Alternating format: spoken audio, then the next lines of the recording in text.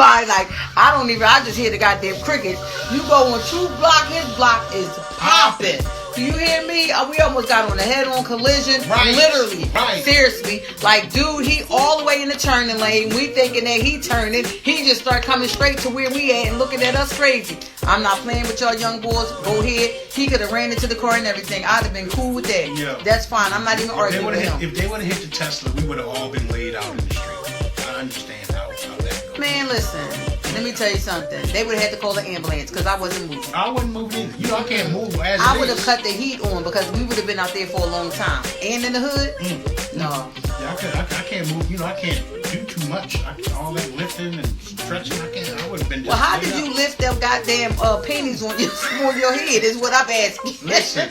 It is what it is, okay?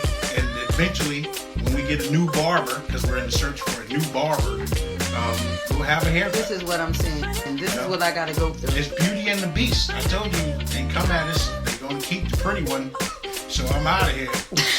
So you should want me to get myself together as much as possible. Because I'm trying to tell you, when success hits, it's going to hit us hard. We already planned us a tour. We're in Orlando soon. Okay. And you was talking about Orlando. Ain't no telling what he going. It ain't the Swing the Hook tour, is it? Cause I don't want no fucking part. Yo. It ain't the Swing the Hook tour, is it? Swing the Hook tour it was always a separate after tour situation, like an after party situation. But where was it at? The first Swing the Hook tour? Yeah. It was at a private Airbnb. You stay at an Airbnb, boy. I found an Airbnb that I absolutely love. Where at? I don't want to tell you where it's at. Okay. It's in the Spring Garden area. He don't want to tell me where it's at, but then he turns around and then has the audacity to tell the whole world the password on the live. But you don't want to tell me where the Airbnb is. It should have been immediately. Yes, it did change. Good. I did get a notification like somebody's trying to log in. Yeah, and you knew it wasn't me. Somebody's trying to log in on the Tosh and Truuf page. Like, what? Because he said it on air. Everybody's getting hacked all of a sudden. You know, the hacking is so much big. Since Instagram and the meta universe knows everything, why don't they know everything? Okay. Why don't they know how to stop these Bitcoin miners from hacking people's accounts? One guy, Panama, I forget his name, he got hit off with the money flip. The $100 to get $1,000 flip. You know, I've been getting a lot of them coming into my, but they be people that I'm supposed to know that's coming into my DMs with the, send me your Cash App tag because and all of that different kind of stuff. Yeah, I know. Yeah, so what I do is I just block them from the door. Right. Like, as soon as that happens, I'm like, I know this can't be you. I'm blocking. Yeah. And pre Tosh and Truuf show, I got victimized while I was working at 52nd Street.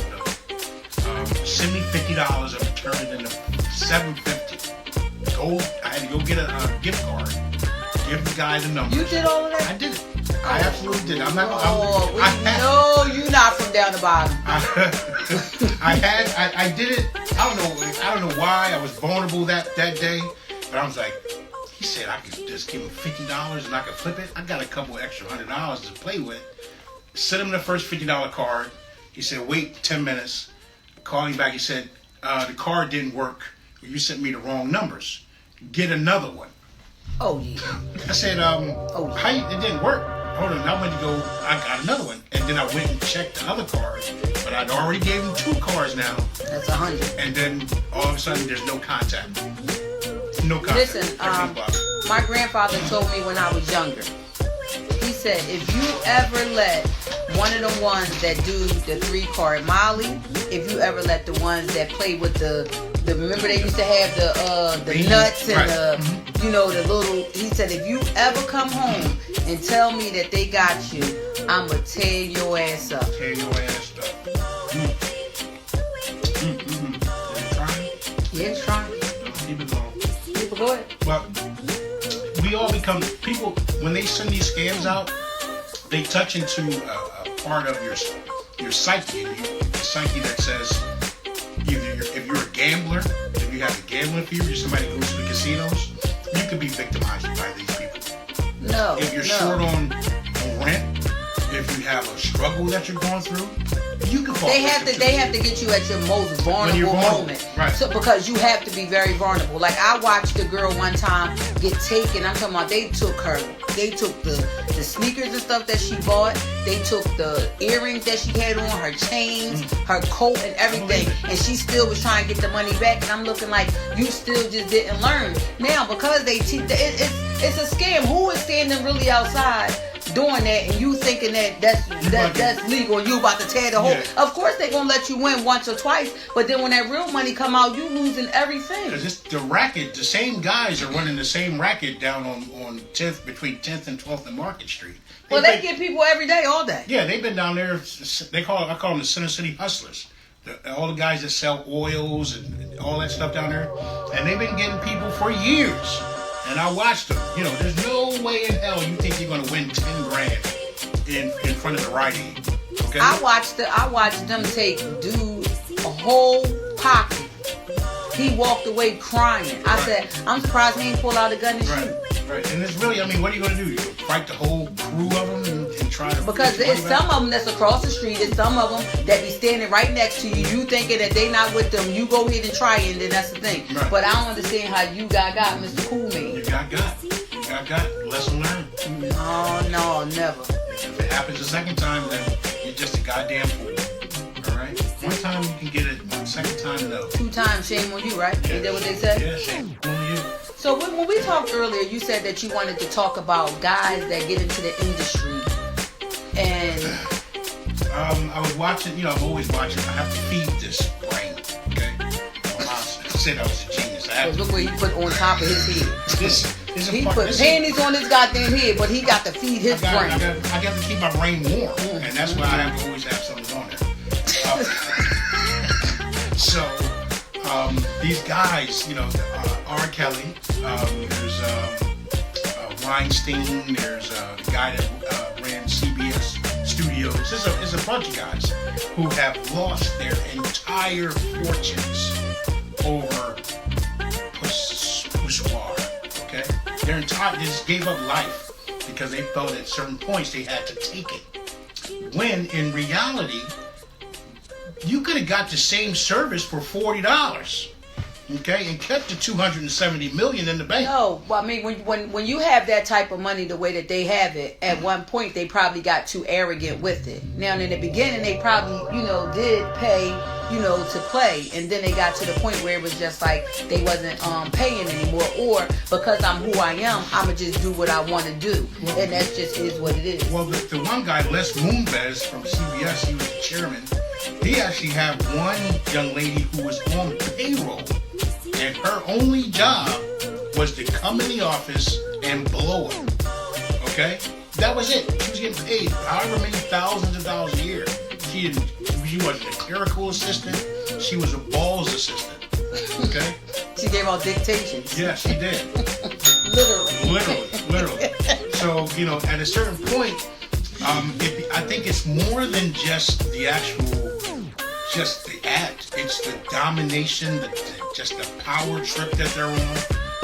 That's what I'm saying. Yeah, so I know that it has to be a power trip. It's like you check out the young boys that get to whatever they call a couple of dollars, and then they treat the people. You see it all the time. If you DJ, you understand? I used to see it when I be out. It's just like damn, but the girls laugh and they giggle or whatever. So you know that it's the same when you're dealing with ball players.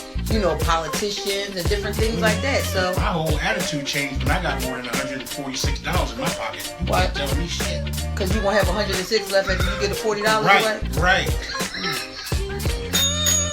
I really not. You didn't. I know you didn't. No, you didn't. But yeah, and then you got that kind of money. You can level up. They have ranches out in Vegas and certain parts of the country. You can buy. But you have to have a certain type of money. You have to be a certain type of status. Like you have to. Them places you just not walking up because you feel like you got money and you getting in there. That means that you know somebody that knows somebody. Right. So you're not able to just walk in there. If you have the money, you can go in. The money ranch. If people, you have to know somebody. I don't think that you can just walk in there. I What the hell would I? I'm sorry, Tom. But the Bunny Ranch is out in Vegas. We know that. Okay? And the Bunny Ranch, if you got the money, you come. I know somebody that was a Playboy bunny. Nice. I worked with her. Nice. She was a Playboy bunny. She said that she took $100,000 loss when she started working. As a bunny? No. Oh, just as a regular civilian, let's just put it that way. Okay. At the Bunny Ranch, she was making hundreds of thousands of dollars. When she stopped working, she said she took a pay cut. She took $100,000 pay cut to come work where she was working at. Okay. I believe it. You know, there's not too many jobs per se. Corporate America is going to pay you like that. There was one young lady back in 2011, 12 I met on Twitter, Candy Apple Deep Throat. And she was the $50 pledge. See, this is what I mean, I have to know this stuff for the people. I'm saying these names like you got the cockroach girl, the cockroach queen. You got who? I actually have a tape, okay, of her saying that not only is it cockroaches, it's now mice and maggots, okay, living in the closet that she has to deal with. And I'm like, are you okay with that? Is that okay? Did you just give up? You just stop fighting at a certain point. I can't. I cannot. But I'm the bad guy in that situation. I'm totally the bad guy. But this is what you're telling me, and I'm supposed to help you. I'm not that kind of helper. Okay. Yeah, send her to Top Dog. Top Dog. Top Dog. He needs her landlord or somebody needs to be sued immediately. Right. Because it ain't no way. So if that's what you're having to deal with in your life, I'm sorry, but I'm not dealing with that. I can't help you with that. So how you? But let's get back to this higher power. So. I mean, the Bunny Ranch. The Bunny Ranch, and then if you can go from $40, 52nd Streets to the couple $1,000s that meet you at the hotel when you get there, go to the casino. You do the service, and after the service, it's done. It's official. You don't have to deal with any of the aftermath. Nobody's going to come back. Bill Cosby, 25 years ago, he raped me. No, you got paid for that service. I think that was so wrong because they were grown women, and you went to their home knowing that, And again, I am a woman, so I do take rape, very, very personal. Mm-hmm. But to go to someone's house, allow them to do that, knowing that you getting high with them, and then now, Now you got a problem with it. Now, no, because you're trying to get that money. He was about to open up NBC or one of them? Yeah, he was about to purchase it. Yeah, he was about to purchase that. They said, oh, no, we sick of your black ass. Right. Go sit down. I forget what's the total number of victims, okay? And they knew his wife was there. So you came with the thought of knowing his wife and everything was there and to have a good time? And think about the time when he was doing that in the 50s, whatever, 60s, 70s, whatever. They were still old enough. That was a free sex time. Okay, that was like the Shaggy and the what is the Scooby Doo time. Right, that getting was high and doing all kinds of stuff. What was that big festival, music festival with you know what I'm talking about? Woodstock. Oh yeah, Woodstock. Okay, imagine that. Okay, so this is that time where it's just like, hey, anything goes. And to be honest, I mean, if you are a young lady in 2021, 22, and a celebrity athlete or celebrity or whoever invites you to their hotel room at 2, 3 in the morning for the after party, I want you to take a fair assumption that there is a unexplained or there is a sex aspect to that invite. So if you are the person you're not strong enough to have to deal with that, you should kindly excuse yourself out of the situation. You should never go. You should never go. You should because say, hey, once you walk through those doors, I've heard that once you walk through those doors, they take cell phones. Half the time you can't even you got to drop your clothes at the door. Mm-hmm. You understand? So you already know what it is, and anybody can have their way with anybody. I heard that it's drugs and everything all on the tables, and